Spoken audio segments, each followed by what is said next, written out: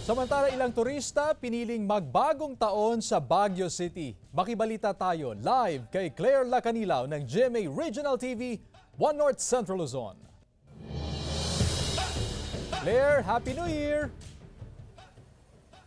Chris, masayang inabangan ng mga kapuso ang New Year's countdown na sinabayan pa ng makulay na fireworks display dito sa lungsod ng Pino.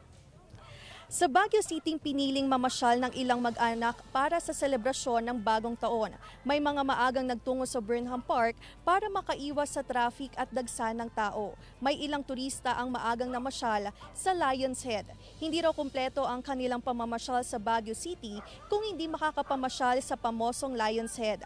Samantala, pasado alas 11 kagabi nang matapos ang misa para sa New Year's Day sa St. Joseph Parish sa Baguio City. Dito muna dumagsa ang mga tao bago nagpunta sa Burnham Park upang masaksihan ang magarbong fireworks display ng lungsod. Excited na inabangan ng mga kapuso ang makulay na fireworks display na nagningning sa kalangitan. Namangha at tuwang-tuwa ang mga manonood na sumabay pa sa indak ng sayawan sa football grounds ng Burnham Park. Ayon sa tala ng PNP, umabot sa mahigit 10,000 na katao ang nakisaya at inabangan ang fireworks display para sa New Year's countdown. Chris, as of 5 a.m. umabot sa 17 degrees Celsius ang temperatura dito sa Baguio City at as of 7 a.m. dagsana ang mga turista dito sa Burnham Park sa Baguio City.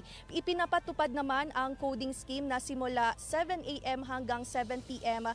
lalo na dito sa Central Business District dito sa Baguio City. At ayon naman sa BCPO, Baguio City Police Office, generally peaceful ang naging selebrasyon o pagsalubong ng bagong taon. Ngunit nakaantabay naman sila para sa ligtas na selebrasyon ng bagong taon. Patuloy din ang kanilang pag-iikot sa ilang pook pasyalan. At yan muna ang latest dito sa Baguio City. Chris. Maraming salamat, Claire Lacanilaw ng GMA Regional TV, One North Central Luzon.